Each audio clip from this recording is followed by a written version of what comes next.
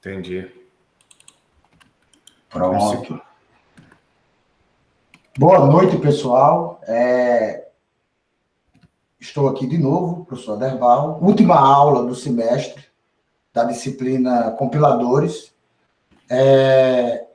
Aproveitamos e convidamos disciplina de sistemas operacionais, a disciplina de sistemas embarcados, a disciplina de projeto integrador, ou seja, todas as disciplinas que eu estou ensinando foram convidadas para esse último momento, né? Conteúdo até o último instante. E aí, eu já vinha conversando com ele há alguns dias, o Alessandro de Oliveira Faria, o Cabelo, muito conhecido no meio do software livre, do software open source, pelas suas contribuições na área de visão computacional, de inteligência artificial. O Cabelo é Intel Innovator Global. Ele assim, vou deixar para ele se apresentar, mas foi uma figura assim que ter tido a chance de trazê-lo aqui para conversar com a gente foi ímpar. Ele só pôde confirmar de 1h30 da manhã esses dias aí, está com a agenda lotadíssima, mas quando ele confirmou, eu disse, não, vamos fazer, quais são os horários disponíveis? Tem esse de sexta-feira, 9 horas. Eu achei até interessante a proposta, que o semestre acaba oficialmente às 22h50 de hoje. Então, assim, essa é a última disciplina que eu teria compromisso esse semestre. Então, é uma honra receber o Cabelo, receber todos os senhores que vieram acompanhar esse bate-papo, essa live. E Cabelo, se apresenta, fala da tua história, do teu trabalho, que muito obrigado por ter vindo, né? Primeiramente. Eu que agradeço. Que tela está sendo compartilhada? Do meu slide já? Ou... Do seu slide já, do seu slide. Beleza, bacana, obrigado. Vou até desligar a câmera aqui para consumir menos banda. Bom, primeiramente, obrigado a todos. É muito gratificante estar aqui participando desse último evento do semestre. Mas, primeiramente, quero dizer que eu não sou melhor que ninguém, apenas compartilho conhecimento. Eu estou há 10 anos, desde os 10 anos de idade, eu estou na área de tecnologia. Não sou melhor que ninguém, é apenas talento. Entretanto, como eu estou desde os 10 anos na área de tecnologia, alguma coisa você acaba se adquirindo, você acaba tendo alguns legados, e é isso que é o meu principal objetivo. Eu acho que as pessoas não precisam sofrer tudo o que eu sofri para atingir determinados resultados. Então, o meu principal objetivo é encurtar o caminho das pedras para todos vocês. Eu tenho um vasto currículo, mas, novamente, tudo isso foi conquistado ao longo do tempo. Acho que talvez os mais relevantes aí é estar contribuindo para o software livre e hoje ter a responsabilidade de compartilhar o conhecimento. Tá?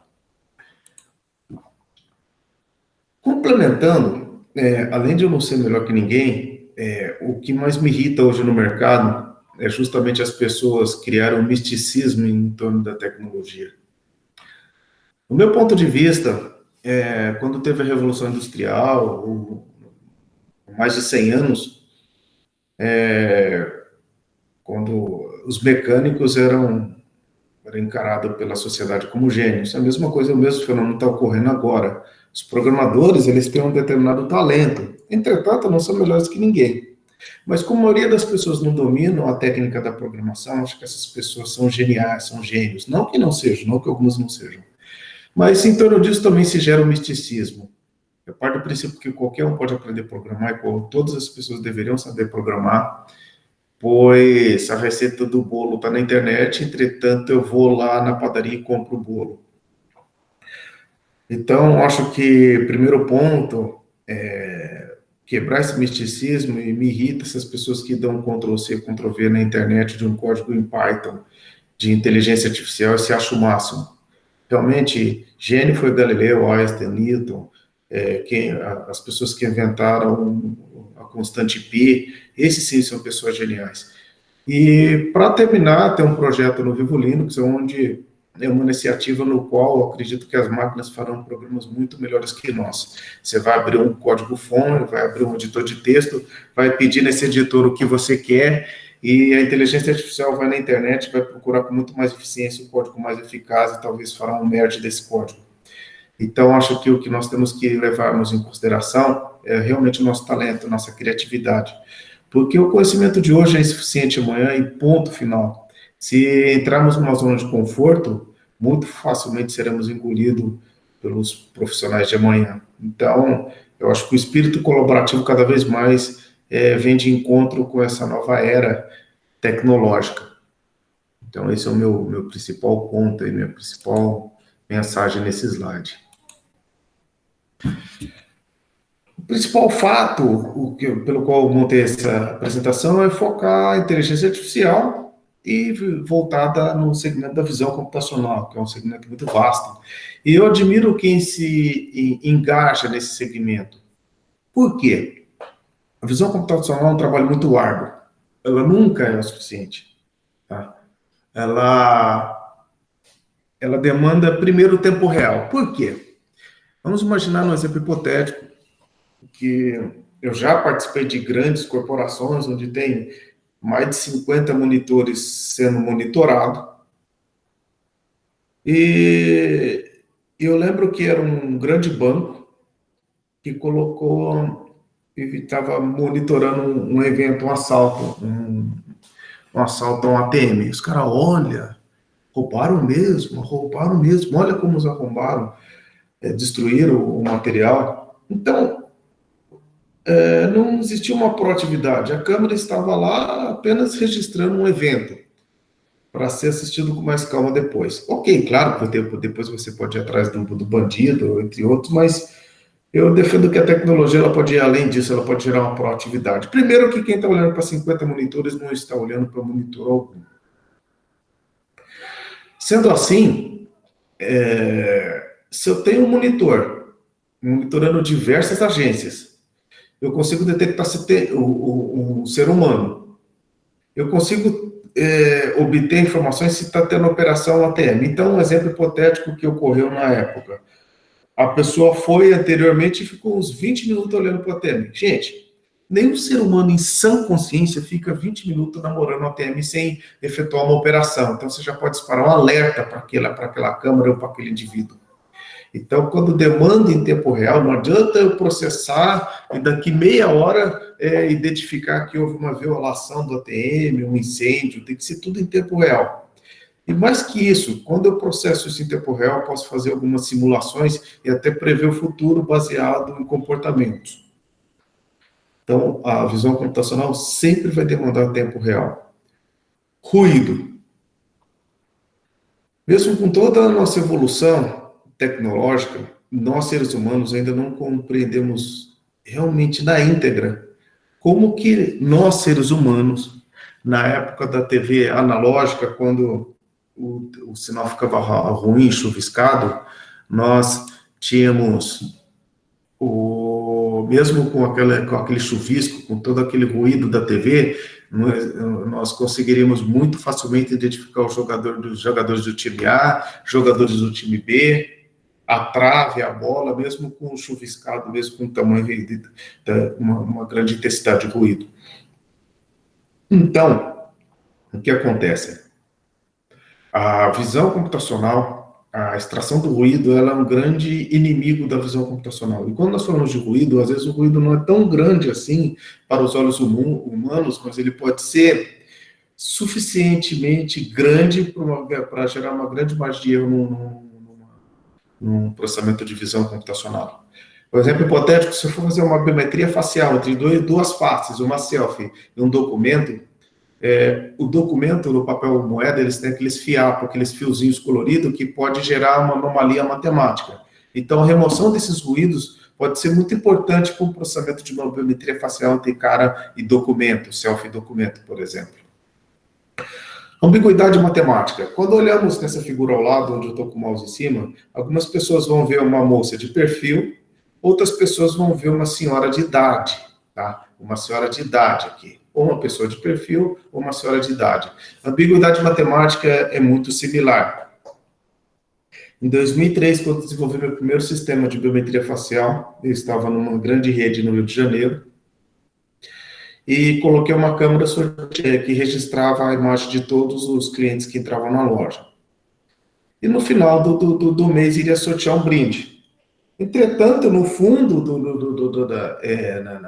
no fundo do cenário tinha um vaso.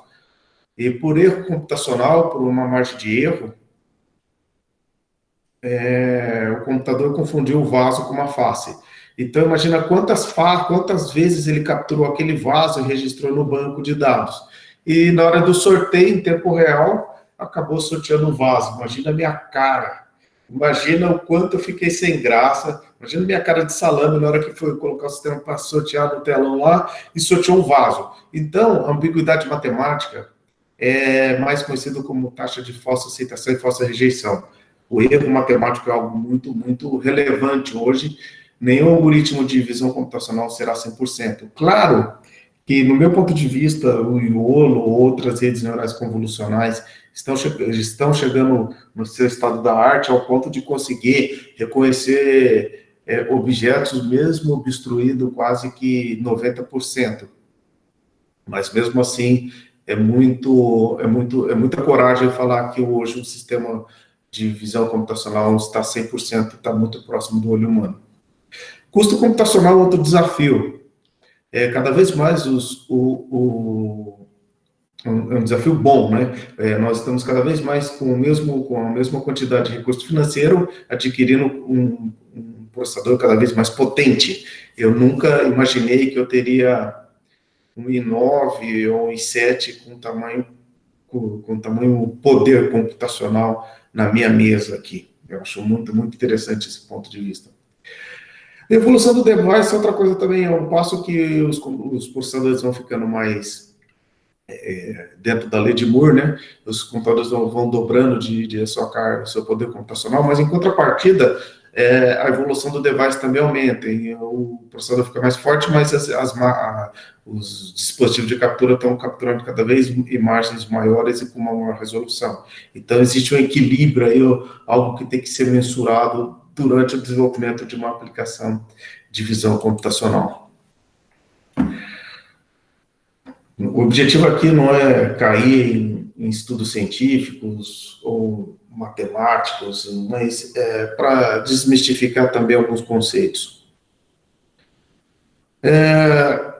Aqui no desenho do meio, nós temos um gráfico de distribuição de frequência da saída de um determinado classificador, seja ele de biometria facial, de reconhecimento de objetos. Se utilizarmos como biometria facial esse gráfico de distribuição de frequência, então poderíamos colocar aqui, ele está reconhecendo aqui como cabelo, é o cabelo, a partir desse limiar T, ele acaba falando, não é o cabelo, não é o cabelo, não é o cabelo, é o cabelo. Isso é uma falsa rejeição. Sou eu, e o sistema está errando falando que não sou eu. Por outro lado, que o impostor, eu estou falando, não é o cabelo, não é o cabelo, não é o cabelo, a partir desse limiar T, ele fala, é o cabelo, é o cabelo, é o cabelo. Aí é uma margem de erro inversa, de falsa aceitação.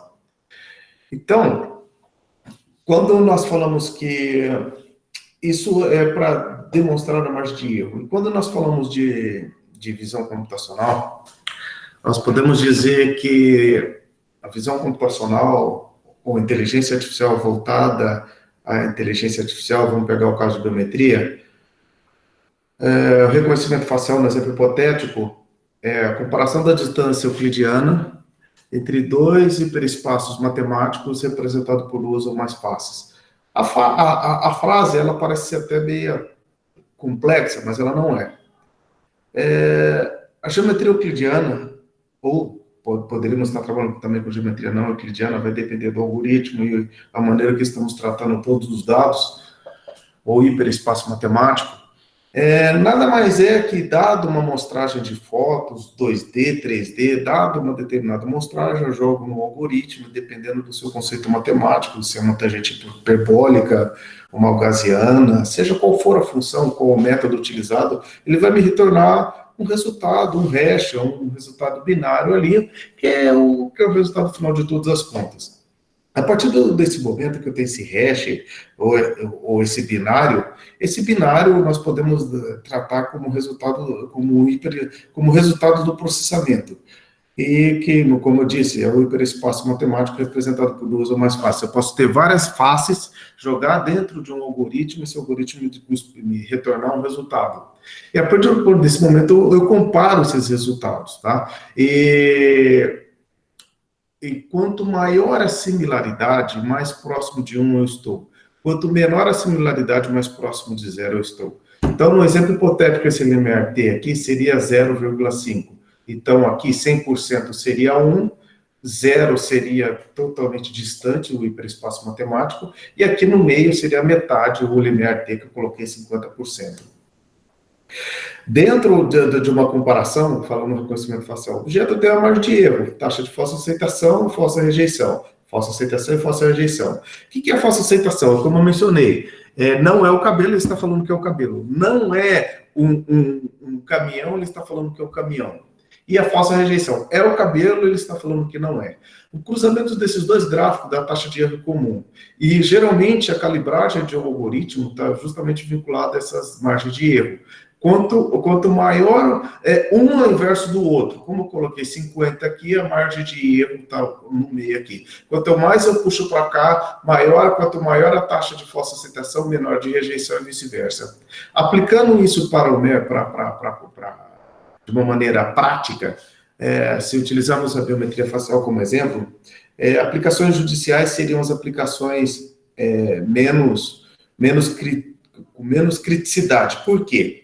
Eu estou procurando o cabelo que é um bandido. Eu coloco a face do cabelo, ele vai voltar os 100 mais similares. Aí, manualmente, o investigador, a polícia vai lá e procura entre 100 quem ele deseja. Esse daqui é o cabelo. Então, a taxa de falsa aceitação, ela é muito alta, a margem de erro é muito alta. Eu não preciso ser tão criterioso. Eu dou uma foto, o sistema retorna os 100 mais similares. No outro extremo, eu tenho já as aplicações de segurança. Já para abrir uma porta, um cofre, eu preciso ser mais exigente. Então, eu não posso ter uma taxa de falsa aceitação alta. Eu regulo o sistema para ter uma taxa de falsa rejeição alta. Então, se eu me cadastrar frontal, ele não vai me identificar com um ângulo de 10 ou 15 graus.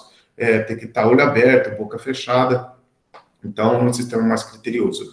E as aplicações civis, elas estão no meio do caminho, ela não é tão criteriosa, mas também não retorna os 100 mais similares.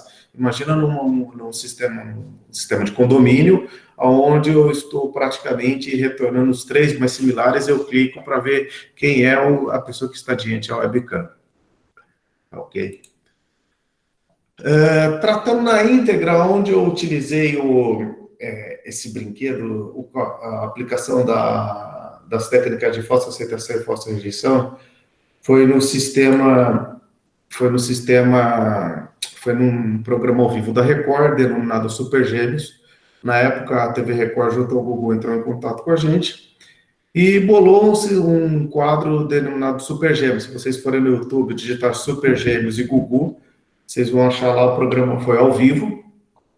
E o programa tinha o seguinte desafio: dado duplas de irmãos gêmeos univitelinos, a dupla de irmãos gêmeos mais parecida iria ganhar alguns brindes, um prêmio. Então, a TV Record convidou vários duplas de irmãos gêmeos, famosos e pessoas normais, tá? Artistas e pessoas normais, desconhecidas. E perante eu iria tirar foto de cada um deles em tempo real e iria mostrar quem é mais similar. O problema matematicamente era o inverso, porque qualquer algoritmo de biometria traria 99,99% de similaridade, porque eles são irmãos gêmeos univitelinos. Eu trabalhei justamente com o inverso, quem são os irmãos gêmeos mais distintos ou não mais parecidos. E o que acontece? Eu trabalhei com a taxa de falsa rejeição e falsa aceitação paralelamente. Porque ao longo da vida, embora os irmãos gêmeos são similares, eles trabalham o seu estresse, a qualidade de vida, o estresse, a qualidade de vida, a alimentação, são fatores que vão fazendo ao longo do tempo eles se tornarem mais distintos. Tá?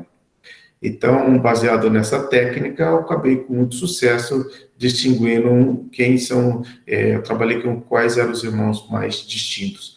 O quadro foi um sucesso, foi super bacana, e foi um desafio matematicamente muito desafiador, porque isso foi aproximadamente em 2015, tá? Então, foi muito bacana. Entretanto, isso foi um exemplo o slide anterior foi um exemplo para mostrar a aplicabilidade da falsa citação e falsa rejeição, mas o principal foco do slide é a inteligência artificial a serviço da humanidade, onde o principal foco é no humano, na qualidade de vida, tá? Interoperabilidade interna e externa, não é cidade inteligente, é mundo inteligente, residências, hospitais, existe uma interlocução, monitoramento de fluxo externo, então é cidade, hospitais e cidades inteligentes, é mundo inteligente, não é na íntegra apenas casa inteligente, é um mundo interconectado utilizando a inteligência artificial. Quando nós falamos de inteligência artificial a serviço da humanidade, não podemos deixar de falar sobre a saúde. E os protagonistas para que tudo isso aconteça de maneira muito bacana e com respectivo sucesso é a utilização do Bluetooth 5 e também o IPv6, são uns protagonistas muito interessantes. Porque a partir do momento que tudo está conectado, nós podemos fazer monitoramento da nossa saúde, do nosso ecossistema, da nossa casa em tempo real. Hoje eu uso o Alexa para ligar a câmera, ligar a TV, agendar. Só que ao longo do tempo, em 2010, eu comecei a estudar neurotecnologia, que é o capacete no qual eu uso bastante, para estudar as anomalias, as atividades cerebrais. Então, eu comecei a obter em tempo real o eletroencefalograma, todas as atividades cerebrais que ocorriam durante qualquer atividade, ou seja, a parte emotiva, expressiva e cognitiva. Logo, alguns anos após, eu comprei esse bracelete que está na imagem aí, que são braceletes de games, para ele avaliar a atividade muscular. E com isso, o principal objetivo no início era fazer uma biometria da digitação baseada nas atividades musculares, porque a minha estrutura muscular, independente de quem seja o outro usuário, ele vai ter uma estrutura muscular diferente da minha. E o comportamento muscular durante a digitação é totalmente diferente do ser humano entre o outro. Então, se eu tenho uma senha banana nanica, eu poderia analisar o tempo do key-down, key-up, o tempo que eu levo da letra B até a letra A e as atividades musculares. Então, eu comecei também, simultaneamente, a armazenar as atividades musculares em tempo real. E depois veio os brinquedos da internet das coisas, como o relógio inteligente, que armazena a pressão arterial e frequência cardíaca, tá? Isso é muito bacana. Com isso, após alguns estudos, tive um insight e junto ao médico Adler, bolsista da Universidade de Medicina da Califórnia, ele validou a minha teoria que a partir do momento que eu armazeno todos esses dados em nuvem, eu praticamente tenho um log, é como se fosse o syslog do Linux, é como se fosse o syslog do meu organismo. E cheguei à conclusão que, por exemplo, seria possível detectar um ataque epilético com 1 hora de antecedência. Então, porque quem tem epilepsia, um dos exemplos é a epilepsia. A epilepsia ela é uma anomalia e o corpo dão sinais. E cada organismo é uma assinatura digital.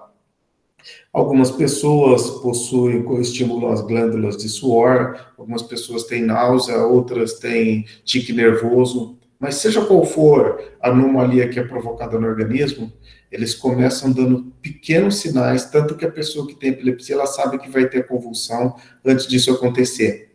E esse sistema, com uma inteligência artificial, analisando em tempo real as atividades musculares, pressão arterial, frequência cardíaca, as atividades cerebrais, emotiva, expressiva e cognitiva, em tempo real eu consigo, com 1 hora de antecedência, detectar uma convulsão e, através do geoprocessamento, a ambulância chegar até o paciente antes dele desmaiar. Então, isso é uma das teorias que foi concluída e eu achei muito bacana, porque vai ajudar muito a humanidade. Fora isso tem vários estudos, um deles que foi utilizar o bracelete em games de realidade virtual. Então, pessoas idosas com mal de Parkinson, quando ela estava retirando a pétula virtual, com realidade virtual, você percebia claramente que ela conseguia combater, tinha uma maior eficiência no combate ao mal de Parkinson. Tá? Então, são alguns estudos aí que realmente mostram que a tecnologia veio para trazer grandes benefícios à humanidade. E paralelamente a isso, um outro equipamento que, inclusive, eu preciso até ver onde... está até aqui na minha mesa, preciso carregá-lo. É um outro equipamento que tem como principal foco testar, quantificar a biometria cognitiva. Ela é baseada na respiração também, em outros... É mais um item que pode trazer grande benefício, não só para a saúde, como também para o estudo, porque eu consigo monitorar se eu estou em grau de engajamento, se eu levanto, se eu estou distraído, se eu estou relaxado. Então, é um equipamento que levaria... Eu uso ele porque nesses momentos tecnológicos, nós estamos sofrendo uma sobrecarga de distração. É WhatsApp, é Facebook, é celular, é e-mail. O mundo está muito acelerado. As pessoas mandam um e-mail, se você não leu dentro de 30 segundos, já manda um zap, liga para você. Então, o coeficiente de distração é muito alto. Eu uso esse equipamento que, quando eu estou trabalhando em estudos extremamente complexos e com grande responsabilidade, se eu saio do estado de engajamento, ele vibra. Então, é uma maneira de eu não perder o foco. Então, se ele começa a vibrar demais, significa que o WhatsApp, algum serviço de mensageria, algum serviço de comunicação está me tirando a atenção, eu já coloco no modo avião e resolvo o mal na raiz. Tá? E o bacana também é que, quando nós falamos de saúde, existem vários equipamentos hoje disponíveis no mercado, como esse que trabalha o TENS. Não sei, para quem não sabe, o TENS é uma estimulação elétrica transcutânea do nervo. Seu principal objetivo é eu parar de tomar drogas para dores crônicas. Então, é uma técnica bem simples, ela não invasiva, uma técnica analgésica bem bacana. Ela combate a dor, ela é livre de drogas e ela não tem efeitos colaterais, ela não tem contraindicações. E com esse equipamento, eu praticamente consigo bloquear o sinal da dor no cérebro, estimulando e também estimulo a liberação de endorfina no equipamento. Mas isso, junto à inteligência artificial, com as atividades, a expressão facial, quando eu estou com uma expressão de dor, eu consigo avaliar a eficácia do equipamento. Então, se eu consigo fazer uma expressão de dor, eu consigo aumentar ou diminuir a frequência do sinal desse equipamento em tempo real, intervindo com a dor, seja qual for ela. Isso é muito eficaz em dores crônicas. E a inteligência artificial é muito eficaz nesse contexto. Saindo um pouco da saúde, nós podemos também trabalharmos com um monte de tecnologias. Hoje, com o Raspberry, o mais barato aí, que custa $5, custa o Raspberry Pi 1, mais um monitor e um espelho, eu consigo fazer um espelho inteligente. Isso é um ponto muito bacana. E com isso, perdão, deixa eu desligar. Com isso, o principal ponto imagina que eu levanto ou estou escovando os dentes, olho no espelho, o espelho já detecta uma determinada, que eu estou diante o espelho escovando os dentes e fala, olha, o percurso que você tem uma reunião hoje, está adiantado, está atrasado, e embora estamos num momento de pandemia, isso esse é o momento passageiro, voltaremos a nos deslocarmos com mais frequência. No exemplo hipotético, por exemplo, estou escovando os dentes e vou lá, o percurso que geralmente você faz até o teu escritório ou até a reunião, ele está congestionado, acelera aí que você vai chegar atrasado. Ou hoje tem um show do teu artista predileto, ou hoje é aniversário da tua mãe, quer que eu encomendo flores ou uma cesta de café da manhã. Então, o espelho inteligente, ele vai interagir com você com muita facilidade. Hoje, tecnologias de programação neurolinguística, interpretação de linguagem natural, é muito comum, tá? Falando até de programação neurolinguística, é muito bacana esse slide, porque dentro da face possui muita informação. Para vocês terem uma ideia, a distância da pálpebra até a sobrancelha, matematicamente, se eu aplicar um algoritmo para calcular a distância da pálpebra até a sobrancelha, eu consigo determinar a etnia de um determinado indivíduo, se ele é caucasiano, se ele é índio, e por aí vai. Na face, eu consigo fazer estimativa de idade, consigo calcular a estimativa de gênero, expressão, se eu estou com raiva, se eu estou feliz. Então, existe uma série de informações na face que eu posso interagir em tempo real. Então, se eu chego em casa feliz, eu posso, já que a casa reaja de uma maneira que condiz com o meu estado emocional. E a programação neurolinguística pode atuar em tempo real numa casa inteligente. Isso é muito bacana também, fica aí a dica. Eu acredito que o ensino à distância, as reuniões, o trabalho em home office, ele veio para ficar com esse momento de pandemia. E eu acredito que a inteligência artificial vai ajudar muito, e não no contexto de só quando falamos de aluno, eu acho que tem que monitorar sim, porque quando falamos de aluno, nós estamos falando de crianças, e não sei, para quem não sabe, as crianças têm uma área do cérebro que não está desenvolvida a parte da responsabilidade. Então, não adianta cobrarmos responsabilidade da criança, porque o cérebro dela não está desenvolvido o suficiente para ter a devida responsabilidade. Isso é ciência. Então, a partir do momento que eu consigo medir em tempo real aonde eu estou olhando, se eu estou olhando, quando, por quê, eu consigo aplicar uma prova à distância, ver se o usuário levantou da cadeira, medir o seu rendimento, para quais regiões da tela está olhando com maior frequência.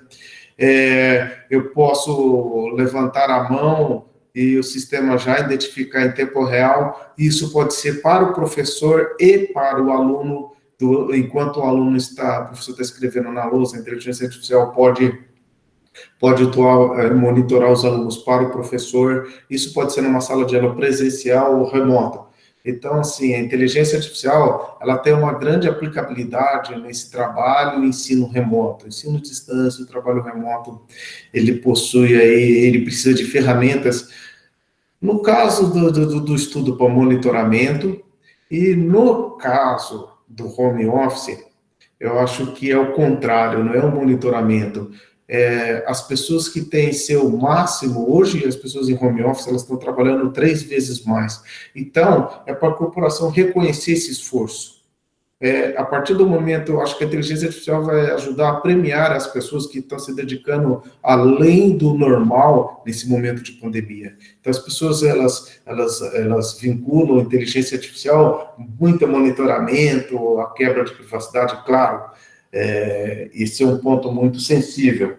Mas eu acho que tem muito mimimi por trás desse contexto. Gente, eu posso usar uma faca para matar um ser humano, para cortar uma picanha e fazer churrasco. É uma questão de quem está utilizando aquele determinado contexto. Então, claro que eu posso usar para o bem ou para o mal. Então, a culpa não é da inteligência artificial, é de quem aplica a inteligência artificial. Outro ponto muito importante, ficou muito claro que com os momentos de pandemia, alguns valores foram evidenciados, desde a higiene, todo mundo colocar a mão no mesmo lugar. Algumas pessoas têm, eu acho que ficou muito claro alguns conceitos, e para mim não faz o menor sentido eu ficar digitando a senha no cartão de crédito onde todo mundo põe a mão. Quanto menos compartilharmos contato público, menor, mais preparados estamos para uma nova pandemia. Então, no exemplo hipotético, vou até voltar ao vídeo novamente para vocês verem com calma. Eu tenho por exemplo, uma tecnologia, você recebe um SMS sem necessidade de aplicativo algum, eu clico no link, ele já abre a câmera. Esse SMS foi disparado na hora que eu inseri meu cartão na maquininha, sem contato. A partir disso, a maquininha manda SMS, ele já abre a câmera, ele pede um desafio aleatório para eu sorrir, piscar, fazer algo aleatório, e eu já efetuo o meu pagamento com a minha face. Com isso, eu não preciso ter contato nenhum com nenhum equipamento. Isso eu opero o meu celular, a gente está minimizando a fricção, está diminuindo a fricção do cliente com relação às compras online e também até presencial com as maquininhas de cartão de crédito, onde todo mundo põe a mão e aumentando o risco de contágio. Quando nós falamos cada vez mais em inteligência artificial, existe uma necessidade muito grande de mapear o rosto de maneira obstruída, porque nós precisamos usar as máscaras de proteção, tá? E é diferente proteger, como nós colocamos a máscara de proteção, nós praticamente estamos obstruindo o rosto.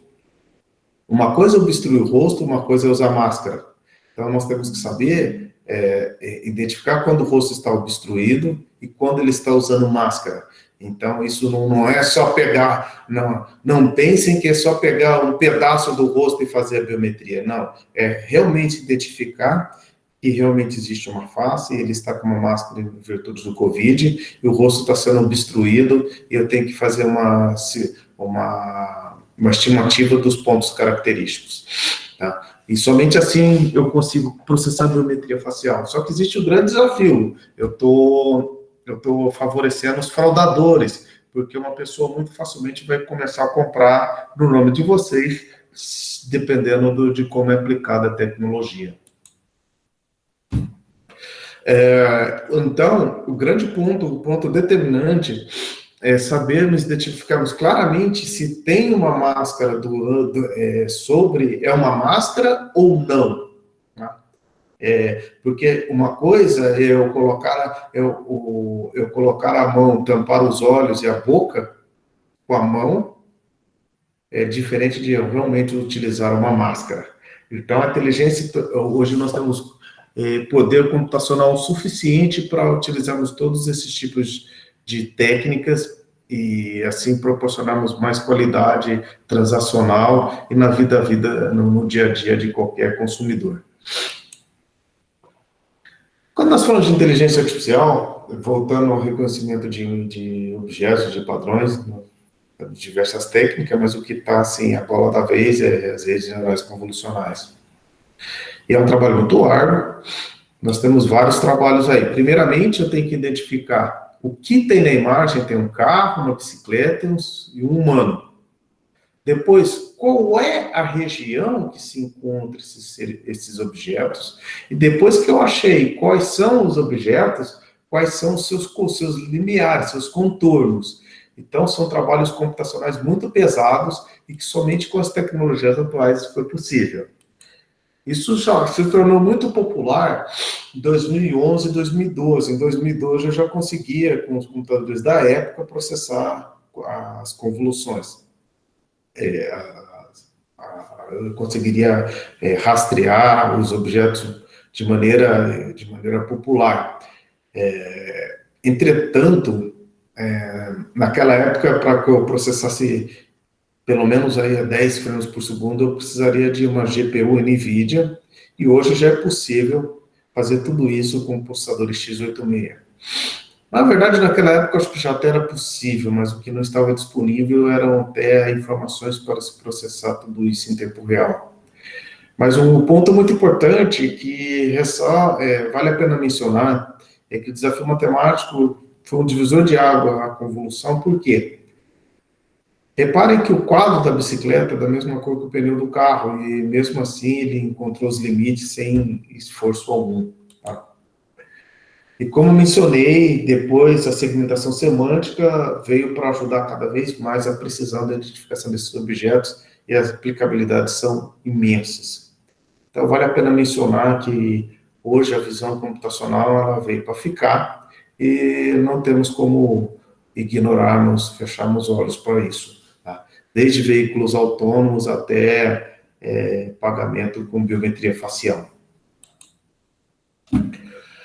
E reconhecer o frame já é um obstáculo muito grande. Processar isso em tempo real foi outro grande desafio, porque é gerado muito overhead. A partir do momento que você está processando isso, você tem uma série de obstáculos. Outro ponto muito importante é que as tecnologias hoje estão todas livres. Existem vários frameworks para trabalharmos com isso. Tem o Torque, o TensorFlow, o CAF, tem o Iolo. Cada um tem suas vantagens e desvantagens. Eu, particularmente, gosto muito do Iolo, porque ele faz a rastreabilidade apenas uma vez e trazendo maior eficiência nos objetos com instrução. Mas cada framework tem sua vantagem e desvantagem técnica. E tudo isso hoje está disponível separadamente também na biblioteca OPCV. A biblioteca OPCV é o seu grande divisor, ela foi um divisor de águas. Hoje não dá para falar de visão computacional sem falar da biblioteca OPCV. Inclusive, eu sou um dos committers oficial, colaborador oficial da biblioteca. E acho que vale a pena quem tem interesse. Não tem como não falar de OPCV, do mesmo jeito que o OPCV está para visão computacional, Postgre, Oracle, DB2, Microsoft SQL está para banco de dados, tá? Outra aplicabilidade muito bacana, no qual ganhei o concurso da Intel em 2018, foi um projeto que ainda está em andamento, porque todos os meus projetos são compartilhados, eu não fico dedicado nele, para combater a pedofilia e a pornografia infantil. Então, eu analiso em tempo real com o plugin de Firefox. Ele avalia as imagens no site. Se ele detectar nudes, e dentro desse nudes, uma face de uma criança, ele manda para o país em questão, para a Interpol, para a polícia do país em questão, uma página com provável crime de pedofilia, tá? Então, é uma coisa muito bacana aí também. Cabelo, isso aí poderia ser usado também para prover, por exemplo, um proxy que olhasse para os sites antes e discernisse se aquele conteúdo ele é educacional ou se ele é pornográfico, por exemplo, também, né? Exato.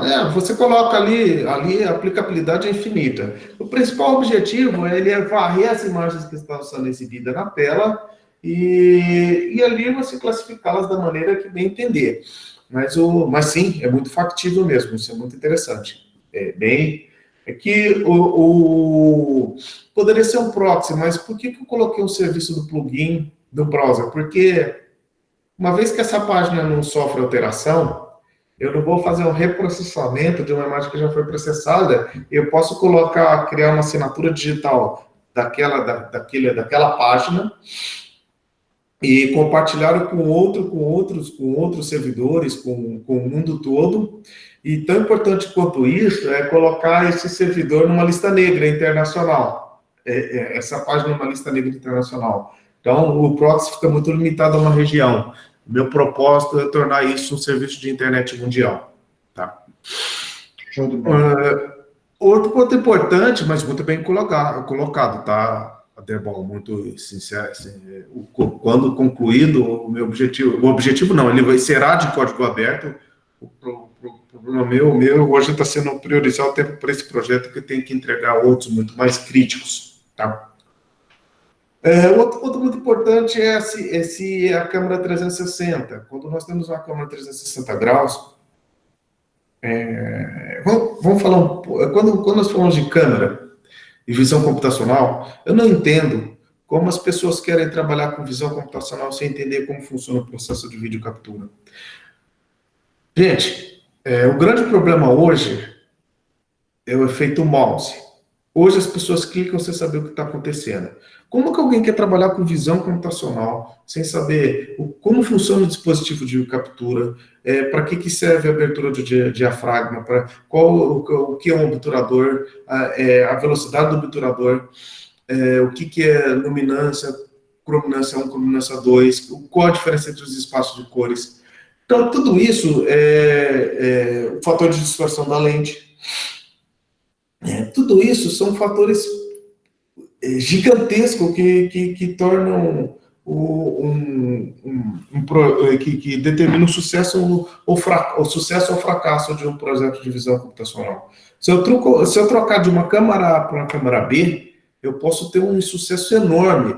E as pessoas acham que testam o seu sistema numa câmera A e troca para a câmera B, acho que está tudo certo. As pessoas esquecem que nenhuma câmera é plana. Ela tenta, acho que a técnica capturar a imagem é uma técnica de transformar o mundo real no mundo digital, e para isso ele acaba colocando tudo que nós estamos vendo numa folha, mas existe uma convexidade da lente da câmera, e que é o maior vilão da visão computacional. Enquanto as pessoas não entenderem isso, jamais vão conseguir fazer convolução ou identificação numa câmera 360, porque o fator de distorção da lente é muito grande. Mas, a partir do momento que as pessoas compreendem isso se torna possível. Imagina uma câmera 360 que é o olho que tudo vê. Eu consigo prever, em tempo real, uma colisão de veículos. Eu consigo colocar os semáforos bem mais inteligentes, sem contar que eu posso detectar uma série de anomalias em tempo real, um assalto, um bandido não consegue se esconder de 2 ou 3 câmeras 360, esconder o rosto de uma câmera 360 posicionada estrategicamente em locais. Eu posso usar isso para catracas automáticas com biometria facial. Então, a câmera 360, eu acho que ela está muito pouco explorada, justamente pela falta de conhecimento, mas eu acho que, os frameworks estão muito genéricos, muito fáceis, e as pessoas estão perdendo os conceitos computacionais. Mas entendendo em tempo, fica aqui uma provocação desse slide, onde nós podemos desenvolver tudo isso, tá?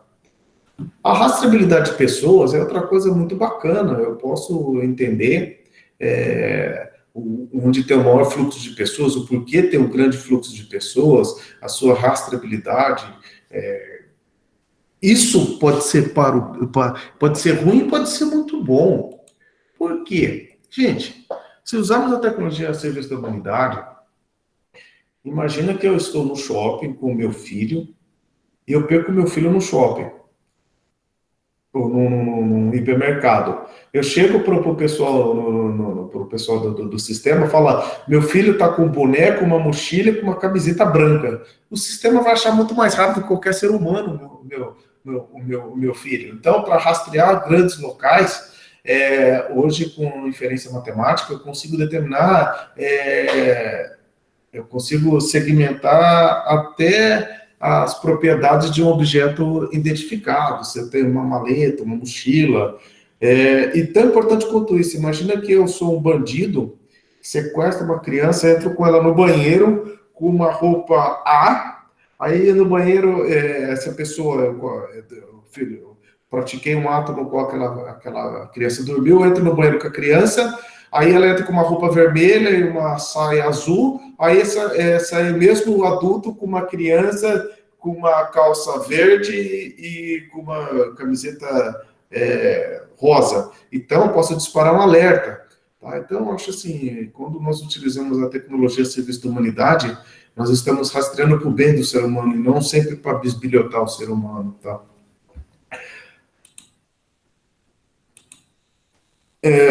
Até agora nós falamos apenas de processamento 2D, mesmo 360. Um dos trabalhos que eu venho fazendo, eu sou mantenedor do kernel da RealSense no kernel do Linux, pela Intel. Essa câmera ela tem a profundidade, ela tem um sensor 2D, 3D e infravermelho. E com ela eu consigo fazer inferência tridimensional. E fica aí uma provocação. 2D ou 3D? Não existe tecnologia alienígena, supremacia alienígena. Tá? Todas as tecnologias 2D e 3D têm seus pontos fortes e fracos. Hoje eu disponibilizo o drive dessa câmera para quase todos os sabores de Linux, vai desde Debian, Ubuntu, SUSE, tá? Então, hoje é muito bacana, não tem engenharia de foguete para fazer as coisas funcionarem. E como eu mencionei, a tecnologia 2D e 3D juntas vai dar uma maior assertividade, a acurácia será muito maior, porque o 3D tem desvantagens, o 2D também. Quando eu faço um processamento híbrido, tá? Eu tenho um ganho exponencial de reconhecimento. Sem contar a precisão do tamanho e da distância do objeto. Então, hoje é muito comum eu ter a necessidade de entender qual o tamanho e a distância real de determinados objetos, e a aplicabilidade é imensa. Um exemplo é para detectar o anti-spoofing, foi uma das técnicas que eu utilizei. Com a câmera 3D, eu peguei a nuvem tridimensional do meu rosto, e sei que essa câmera tridimensional, eu praticamente calculei o volume, e se esse volume era simétrico ou assimétrico. Se existia uma assimetria nos 3 eixos, significa que é uma face real. E sendo que eu passo, se eu pegar todo esse cálculo da minha face tridimensional e calcular o volume, se um dos ângulos, nesse caso, o ângulo Z, tiver uma simetria, for reto, tiver muito simétricos os pontos do volume desse objeto, significa que é uma fraude. Então, utilizando uma série de tecnologias, eu consigo hoje muito facilmente identificar se é uma face viva ou não, porque hoje com muita facilidade, vocês no restaurante com uma câmera de alta resolução filmam vocês balançando o rosto, filmando, sorrindo, conversando, colocam no tablet de 10 polegadas diante do webcam, pronto. O anti-spoofing, então, tem muita coisa para trabalhar. Do mesmo jeito que nós estamos trabalhando para o bem, tem pessoas trabalhando para o mal. E outra vantagem da câmera 3D é que eu consigo processar. Hoje mesmo com tecnologias 2D, eu consigo já processar imagens de baixa resolução. Mas com a câmera 3D, eu consigo identificar usuários com iluminação zero, porque eu estou usando o infravermelho e o volume tridimensional. É uma biometria diferente da 2D. Não é uma biometria holística, é uma biometria estrutural, num plano tridimensional. E claro que já hoje, com a câmera 3D, eu já consigo fazer uma máscara de cada um de vocês igual no filme de Missão Impossível. Tudo bem que essa máscara vai custar uns $30 mil, mas já é possível. E um próximo trabalho que estou trabalhando é conseguir identificar máscaras realistas. Tudo bem que essa não é uma máscara realista, eu não vou gastar $30 mil com uma pesquisa, mas eu já vi máscaras reais ao ponto de você não conseguir identificar que é uma máscara em tempo real. Tá? Quando nós falamos também de inferência matemática, visão computacional, não podemos deixar de lado o algoritmo de detecção de esqueleto. Com o algoritmo de detecção de esqueleto, nós podemos detectar um assalto em rua, em câmeras públicas. Podemos, por exemplo, se um determinado veículo para no meio da rodovia e um corpo se aproxima,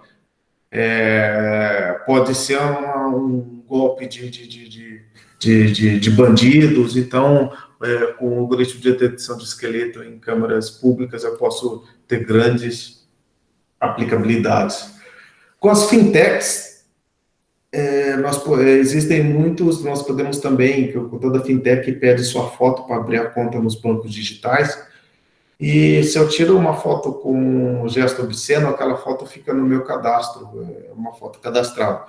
Então, com o algoritmo de detecção de esqueleto, eu consigo muito facilmente detectar gestos obscenos.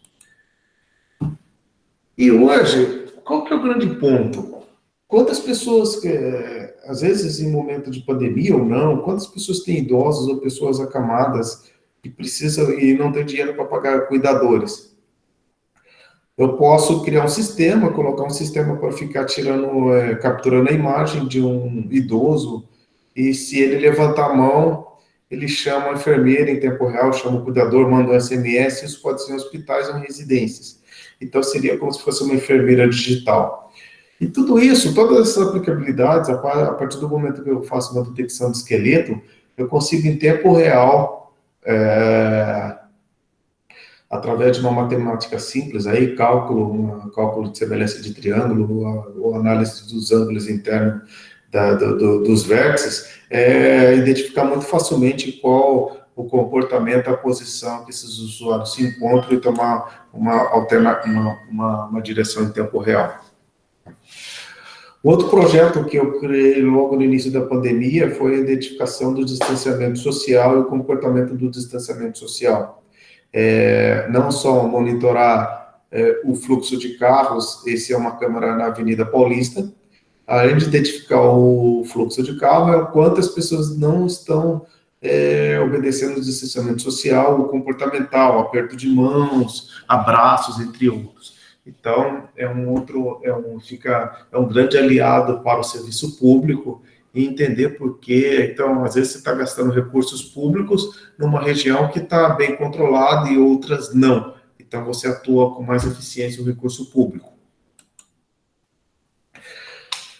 Como eu havia falado, utilizando 2D e 3D, eu consigo muito facilmente ter muita precisão na identificação no reconhecimento na aplicabilidade de visão computacional.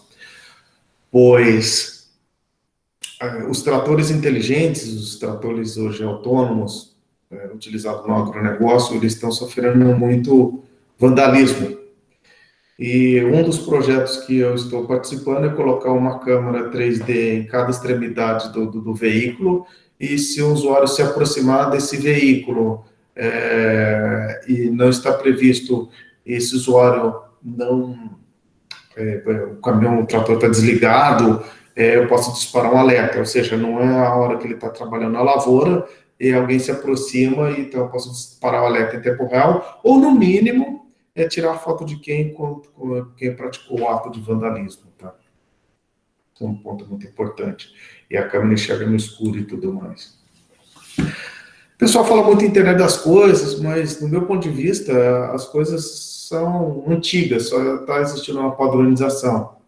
O protocolo OBD2 é um exemplo. A partir de 2007, 2003, na Europa, Estados Unidos, 2007 no Brasil, todos os carros já saem desse protocolo. Com R$30 eu compro esse sensor no Mercado Livre, instalo o aplicativo Torque, ou similares, tem tempo real, pressão do óleo, tensão em tempo real, linha de combustível, uma série de outras informações do meu veículo. E com isso, uma inteligência artificial pode detectar em tempo real uma anomalia e falar: olha, teu carro, você tem você tem uma provável anomalia no teu veículo, então eu sugiro que vocês parem no próximo posto baseado na geolocalização. E se você não fizer isso, você pode ficar na mão. Então, não é um exemplo de aplicabilidade. Em 2018, eu fui convidado pelo IBM a testar a sua supercomputação, que foi o Power 9 com a GPU, não lembro o modelo agora, a GPU mais poderosa. Mas o contexto não era nem o Power 9 a GPU. Acho que o maior diferencial dessa supercomputação era o bus. Ela era o dobro de que qualquer solução do mercado. Então, a GPU ficava esperando, por mais absurdo que seja, um grande fluxo de dados. O seu concorrente, que tinha um desempenho computacional similar, ocupava meia quadra de futebol. Então, não é só a eficiência computacional, é eficiência energética, porque esse Power 9 com o mesmo poder computacional era meia quadra de ping-pong. Tá? Então, esse é um ponto muito importante também a ser mencionado. Mas é computação pesada.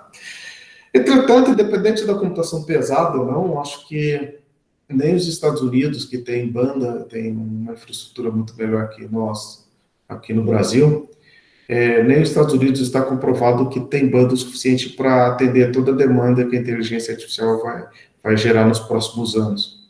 Então, uma das alternativas é você colocar a computação na borda. A inteligência artificial na borda pode ajudar muito. E uma das iniciativas são as VPUs. Então, são dispositivos que você pluga um pendrive, no formato pendrive, tem diversas VPUs, tem da Intel, da Google e outros fabricantes, e você dá uma sobrevida um Core 2 Duo, ou um i5 de terceira ou quarta geração, que não tem lá seu grande poder computacional, até o próprio i3 passa a poder processar redes neurais convolucionais, TensorFlow, ele passa a ter capacidade de processar inferências. Com isso, um exemplo, sendo mais objetivo, nós temos hoje tecnologia, temos os drivers para todas as distribuições Linux também, eu também sou mantenedor desses caras, para a versão 1 e 2, mas o ponto focal é que imagina que com Raspberry ou embarcados, eu tenho lá algumas aplicações, eu posso fazer a rastreabilidade do documento local, e se eu não assinei um campo obrigatório, eu nem mando ele para a nuvem antes eu não mando para o segundo nível de processamento se eu não cumprir o mínimo necessário. Exemplo, se não tem uma face, eu não mando para a nuvem processar biometria facial. E quando nós falamos de inteligência artificial, não podemos esquecer a realidade aumentada, onde com uma prescrição médica eu posso ter os dados do meu paciente com um IoT em tempo real. Então, esse é um outro ponto muito importante também, e que é algumas brincadeiras que vale a pena ser mencionado. Aqui é um exemplo na prática, onde você coloca processamento na borda, eu estou digitalizando, com processamento na borda, já faço a correção do documento, analiso se os campos obrigatórios estão sendo preenchidos corretamente, e se isso não acontecer, eu nem consumo banda. Imagina uma rede com 1000 lojas, eu mandando um contrato digitalizado, e em tempo real, e eu consumindo uma banda enorme, só para ver, e chega lá o campo, a assinatura não foi preenchida. Então, eu colocando o processamento na borda, eu tenho um processamento distribuído e híbrido, local e em cloud. Vale a pena, fica aí uma provocação. Às vezes eu estou abrindo um crediário e preciso de digitalizar uma CNH, um documento com foto, e por erro operacional digitaliza-se o cartão de crédito. Então, o computador na borda, em tempo real, já pode falar, olha, eu preciso de um RG, eu preciso de CNH, ele pode classificar o documento. Às vezes o documento é classificado de maneira errada, e eu posso fazer tudo isso em tempo real. Tá ok? Outro ponto muito importante, que nós estamos no estado da arte. Nós chegamos assim, nós chegamos num momento muito bacana. Em 2008, eu já consegui, em 2007 e 2008, eu já conseguia fazer identificação de objeto com dual core, não era nem core 2 duo, era 32 bits. Eu processava em tempo real, já conseguia classificar um achocolatado e uma garrafa de cerveja em tempo real, sem problemas alguns. Tá? E outro ponto importante, claro que eu tenho um delay, mas tem aplicações que eu não preciso. O grande ponto é assim, entendermos quando precisamos ter problema de overhead ou não. Então, vamos pegar um exemplo. Hoje, nós já conseguimos processar em tempo real, quase com poucos frames por segundo, mas o suficiente para que um computador, para que um celular processe reconhecimento em tempo real sem conexão com nuvem. Então, significa que eu posso, essa é uma aplicação escrita em um PCV, uma pessoa cega pode usar essa aplicação para ver o que tem diante do seu celular. Olha, tem uma cadeira, uma mesa e 3 humanos, e sem conectividade alguma. Então, o grande ponto é que, às vezes, nós não precisamos de altíssima latência. Outro ponto muito importante, em 2009, já tínhamos tecnologia suficiente para olharmos para a parte de acessibilidade, onde é uma distribuição Linux voltada apenas para deficiente físico. Então, você mexia o mouse com a face. Hoje, você pode mexer com os olhos, com a face, mas já seria uma distribuição Linux voltada para deficiente físico, onde você já tinha o browser, já tinha o mouse que movia com a face, já tinha o teclado virtual. Então, existiu uma série existe um aparato tecnológico já voltado para acessibilidade. Então, quando nós falamos de inteligência artificial, não podemos esquecer também dos deficientes, tá? É um outro ponto muito importante. E quando nós falamos de inteligência artificial ao serviço da humanidade, fica aqui uma provocação. Com o Raspberry, com aquela VP1 pendrive para tornar possível computadores modestos processar inteligência artificial e uma câmara de endoscopia, na época, $132, hoje é menos eu conseguiria fazer uma solução de diagnóstico de câncer de pele.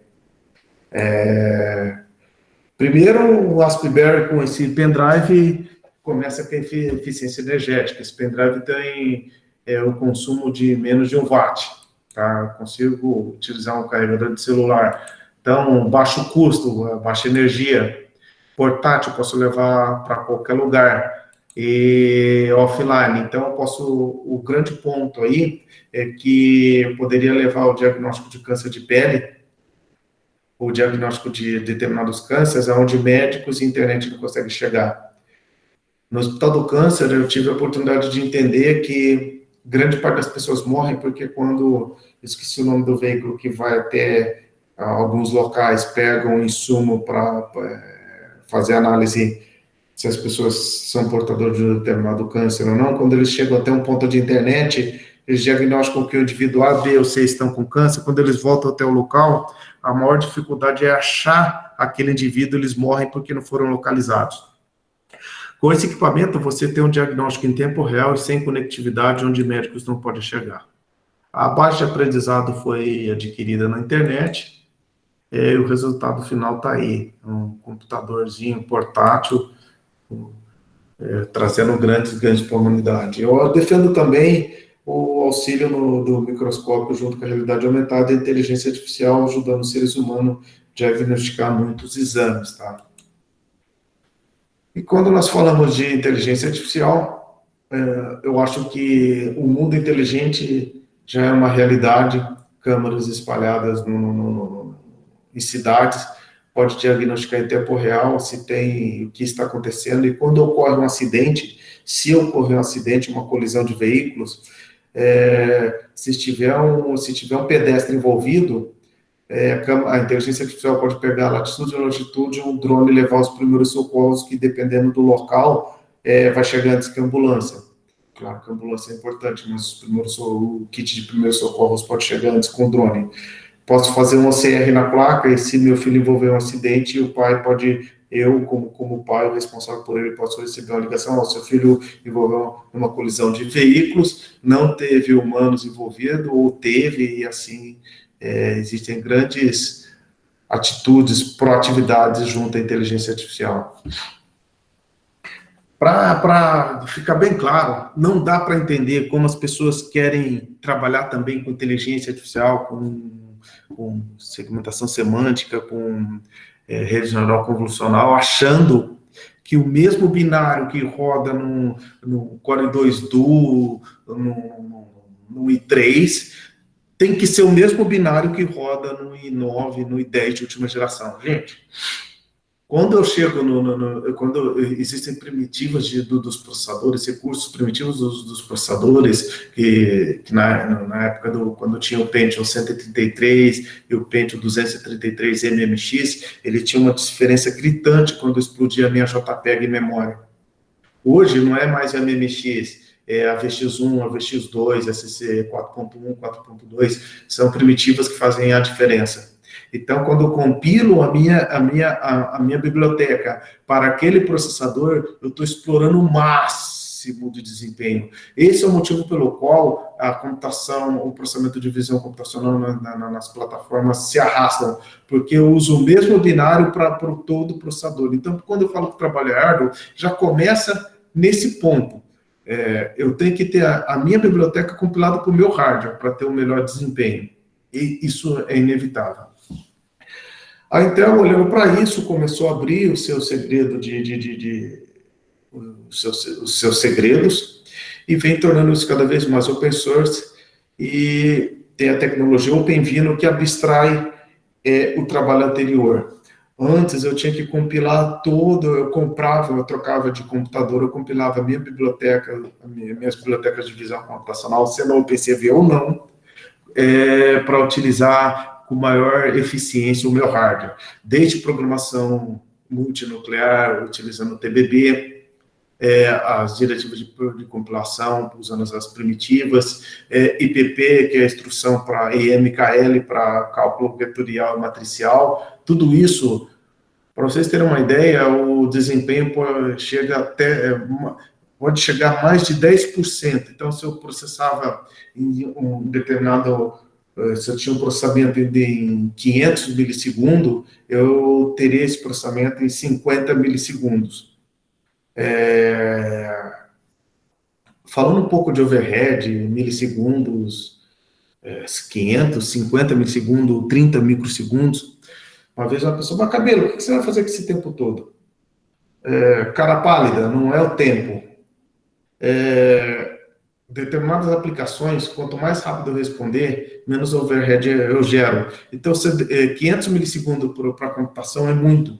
Se eu ficar 500 milissegundos usando 100% do meu recurso computacional, eu posso gerar um travamento na máquina. Com 50 microsegundos, o meu sistema respira muito mais leve. Então, se eu estou processando o maior número de frames por segundo, a computação de alta performance, o processamento de imagem, ele sempre vai estar em 100%. Se eu estou em 100% em 50 microsegundos, é diferente de eu estar 100% em 500 milissegundos. A diferença é gritante para o sistema. Entretanto, às vezes eu vou processar uma página digitalizada de um contrato assinado para ver se a página está com os campos preenchidos ou não, não faz diferença alguma processar em 500 milissegundos ou em 500 milissegundos, tá? Então, saber medir a necessidade de não ter overhead não é muito bacana. Uma obrigatoriedade. Para vocês terem uma ideia, hoje eu consigo processar num i5 de sexta geração, que custava $850 quando eu fiz essa apresentação, hoje custa uns $250, eu acredito que é um i5 de sexta geração, Lenovo, com 8 GB de RAM, ele tem poder computacional para fazer tudo isso, e o ponto muito importante que eu consigo processar aí a 10, 15 frames por segundo, detecção de esqueleto, pedestres e tudo mais. Agora, eu, de primeira mão, acabo de receber o título de instrutor oficial OneAPI. Eu não sei quantas pessoas têm esse título, eu acho que são pouquíssimas no mundo, se limitam a 2 ou 3. E o grande divisor de águas é que o OneAPI, eu vou estar propagando isso no Brasil, em nome da Intel. E, de primeiro, vocês são os primeiros a estar sabendo disso. Eu recebi esse certificado às 8h30 da noite, tá? Agora, meia hora antes de começar a palestra. E fui reconhecido como Innovator oficial OneAPI. E uma das grandes novidades é que eu vou conseguir fazer a conversão do código CUDA para código x86. Eu vou conseguir usar um código CUDA numa GPU Intel que não servia para nada. Lembre-se que eu não estou falando que o desempenho vai ser bom. Mas eu vou pegar um código CUDA, vou portar 90% desse código. Alguns códigos foi 100%, mas eu vou ser pessimista. 90% do código, vou rodar esse código CUDA numa plataforma x86. E às vezes se eu lembro daquele sistema do que eu levantava a mão para disparar o alerta, para a enfermeira chamar a enfermeira no acamado. Eu não preciso processar em 60 frames por segundo. Eu não preciso de 300 frames por segundo. Se eu processar 5 frames por segundo, tá bom. O idoso vai levantar o braço devagar.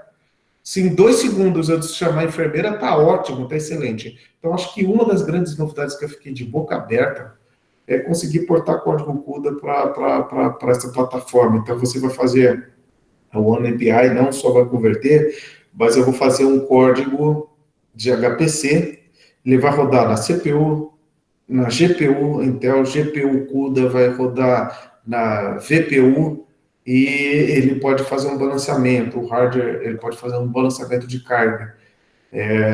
O mesmo código HPC, ele pode rodar na GPU Intel, GPU CUDA, GPU NVIDIA, CPU, isso vai trazer um grande desempenho fantástico. Os testes que eu fiz, eu fiquei de boca aberta. Claro que a API ainda é beta, ela já está aberta ao mercado e nos próximos 365 dias o meu A minha missão é evangelizar essa tecnologia.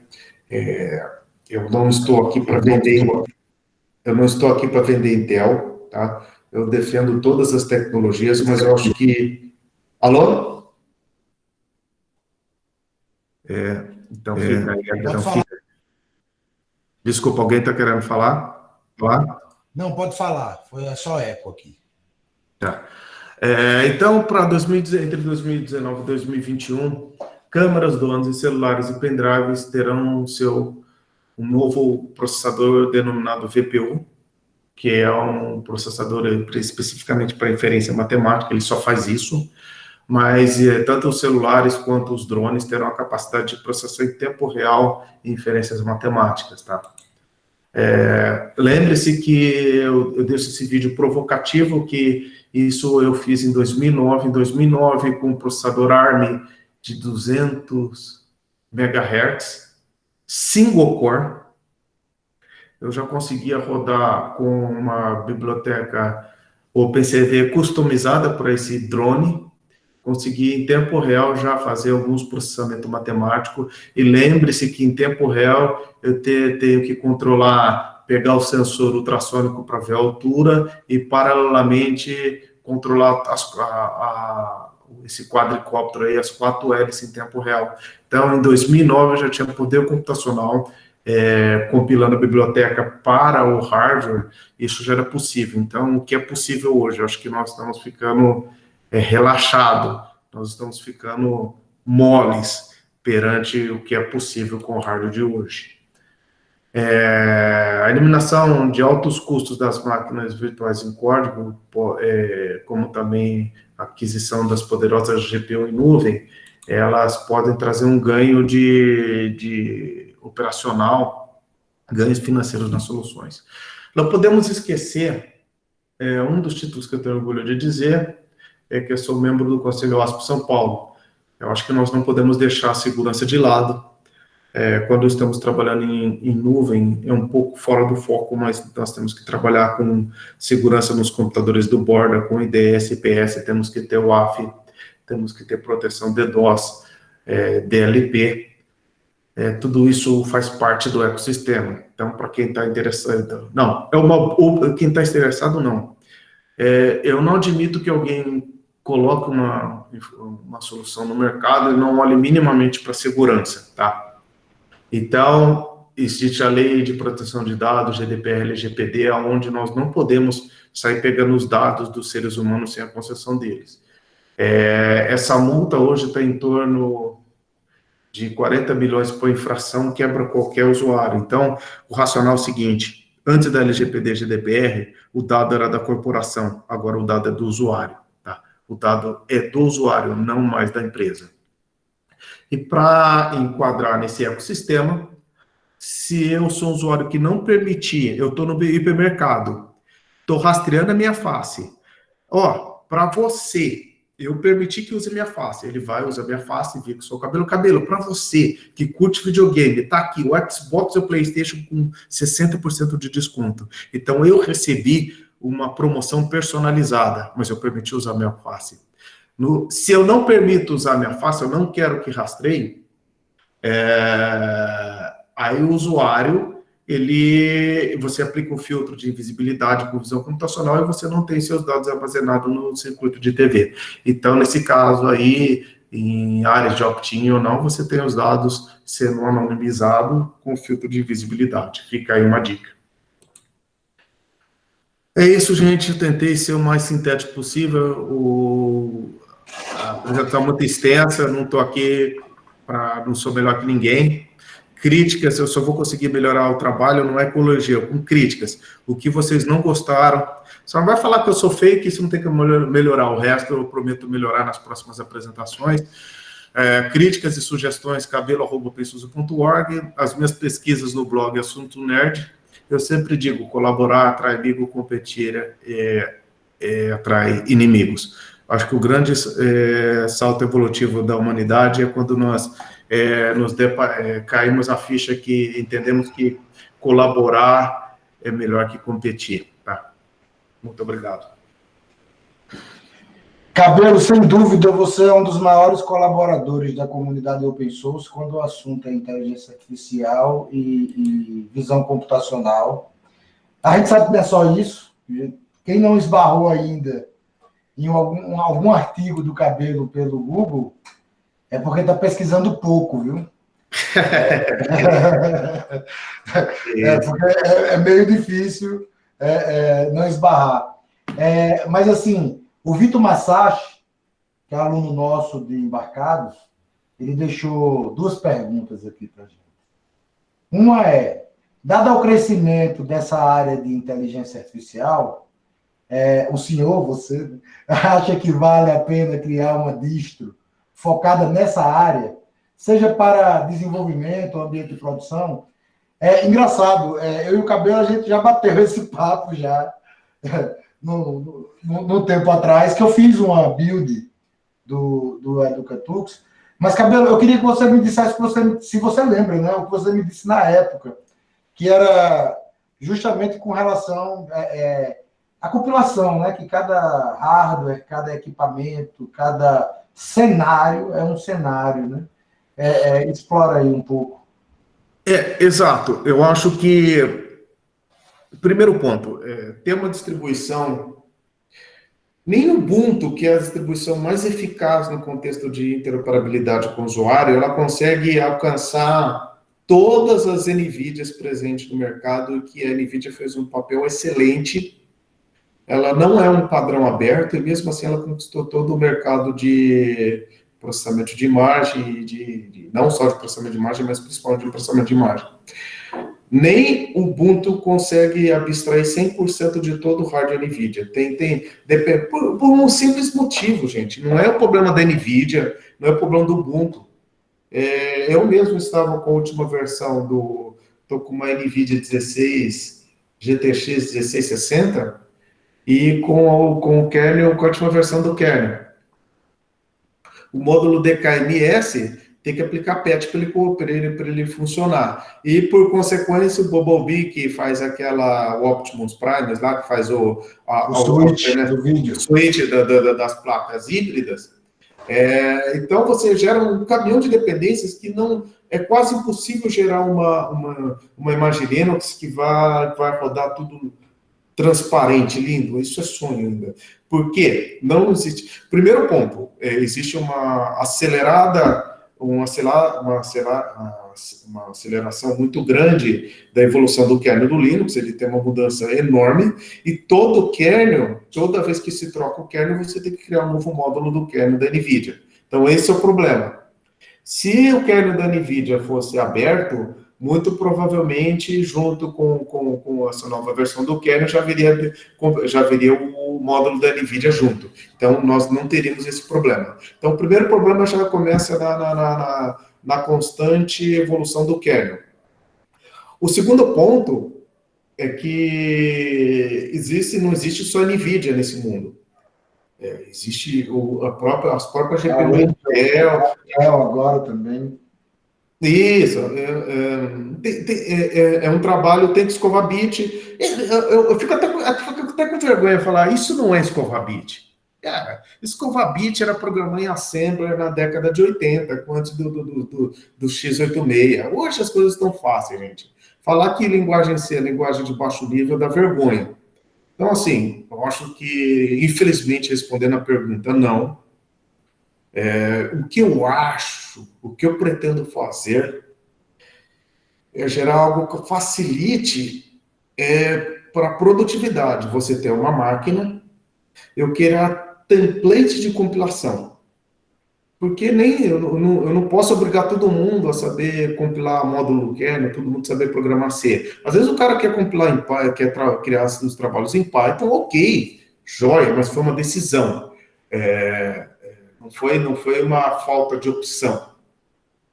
Então, o que eu pretendo fazer, hoje, como eu já assumi a vertical Innovator da OpenSUSE. Eu quero disponibilizar gratuitamente na Amazon, depois nas outras nuvens, uma imagem Linux que você entra lá, você digita um comando qualquer, aparece o menu, ele já faz todo o trabalho para você, seja uma GPU AMD, seja GPU NVIDIA, seja GPU Intel, ele já prepara todo o teu ecossistema, principalmente OpenCV, para o teu hardware ser compilado com o melhor desempenho possível. Eu vou trabalhar no próximo ano para isso. Tá? Então, respondendo a pergunta, não vai ter uma distribuição Linux já pronta, mas você vai ter uma ferramenta que vai gerar o template e vai compilar isso para você. Tá? Outra pergunta que ele fez, e aí tem a ver com o seu trabalho na segurança, que é como se vê a inteligência artificial em uma situação de segurança da informação, por exemplo, no pentest.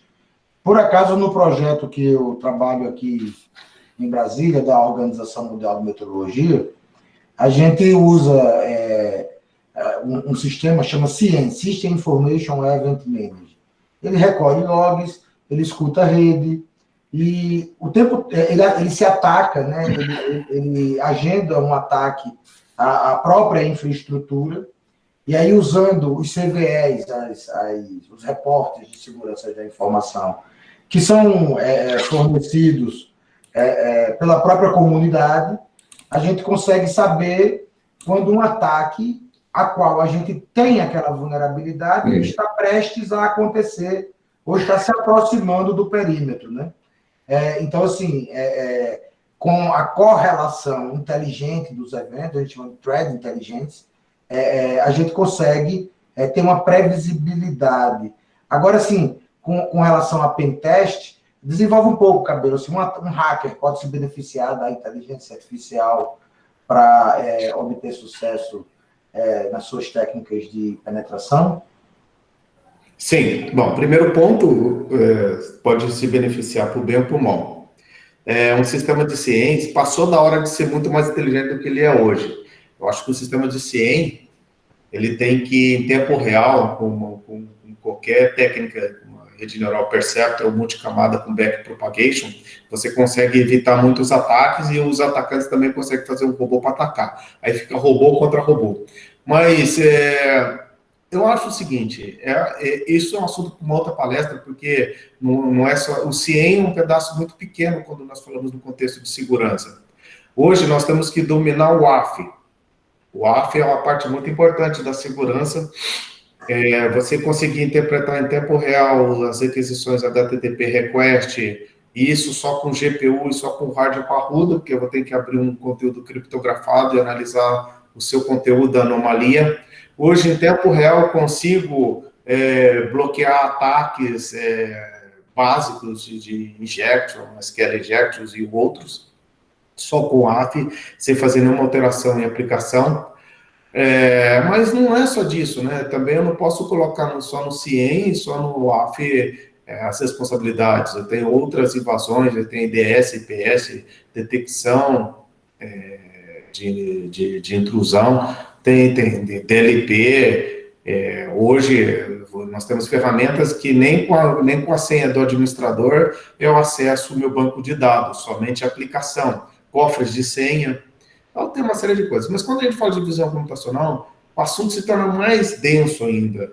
Hoje, se eu não tratar o espaço de cor, eu posso trazer vulnerabilidades no sistema. Eu não sei se vocês souberam, o Android, ele, usando espaço de cor, um papel de parede conseguiu inutilizar equipamentos Android. Tem técnica de JPEG prematura, que ela é truncada, dá espaço à vulnerabilidade. Se eu não tratar o padrão de imagem, também posso cair num tratamento de seção dentro de softwares em C, que pode gerar buffer overflow. Eu posso trabalhar com imagem manipulada, tem como saber se aquela imagem ela foi alterada do seu destino ou não. No passado, existiam bibliotecas de processamento de imagem no Unix, que veio da década de 80, que se eu colocasse um shell no lugar da imagem, ele saia executando aquele shell. Isso foi fazer as coisas funcionarem bem, sem gerar vazamento de dados na alocação de memória, sem ter vazamento de dados, sem eu corromper a memória, já é um trabalho muito árduo. Imagina fazer com segurança. Esteganografia é outra coisa muito perigosa. Para vocês terem uma ideia, tem técnicas para injetar JavaScript dentro da imagem. Então, eu faço a página executar um JavaScript dentro de uma imagem. Então, é muito vasto esse assunto, e segurança hoje tem que andar de mão dadas com inteligência artificial. Respondendo a pergunta, sim, não dá para ignorar a segurança hoje. Muito show. Espero que os senhores tenham gostado da participação do Cabelo na aula de hoje. Se alguém tiver alguma pergunta, alguma coisa para registrar, a hora é essa. Essa foi a forma que eu encontrei de encerrar o semestre, trazer uma personalidade como o Cabelo para conversar com a gente em sala de aula. É única, são momentos como esse que eu gostaria de proporcionar para vocês como meus alunos. Vocês sabem que eu valorizo muito a experiência, né? E isso aqui é uma experiência que a gente vai levar. Eu acho que até o momento que foi a última das últimas aulas, ou seja, era o último momento que nós tínhamos para aproveitar de conhecimento até o talo, né? Até o último instante. Então, Cabelo, tu quiser fazer alguma consideração final, os meninos quiserem deixar alguma pergunta também, a hora é essa. Não, com relação às perguntas, tem cabelo@opensuzy.org. Eu não respondo e-mail na hora, porque eu recebo muito e-mail, mas eu não esqueço de responder. Novamente, não sou melhor que ninguém, tenho muitas falhas. A única coisa que eu faço é as coisas com amor. Quando você faz o que ama, você dá o máximo de si. E se não der certo, poxa, não tem problema errar, não tem problema não ser o melhor. Isso faz parte da vida. O único ponto importante que vale a pena também mencionar é que cuidado com o ego. Eu acho que o meu segredo é sempre me achar ruim. Sempre foque em pessoas muito melhores que vocês, porque sempre existirá uma distância. Porque se um determinado indivíduo é 100 vezes melhor que eu, tem 100 vezes mais conhecimento que eu, e eu não parar de estudar, e nem ele, sempre existirá essa distância. Porque se usarmos como referência apenas um ecossistema, às vezes a gente chega no máximo, e esse máximo é um micro-universo. Então, ninguém é melhor que ninguém, e nem eu não sou melhor que ninguém, apenas estou compartilhando conhecimento, então quase 50 anos, só faltava não fazer alguma coisa bem. E se precisarem de mim, contem comigo. Muito obrigado. Cabelo, brigadão, Cabelo. Até a próxima, meu amigo.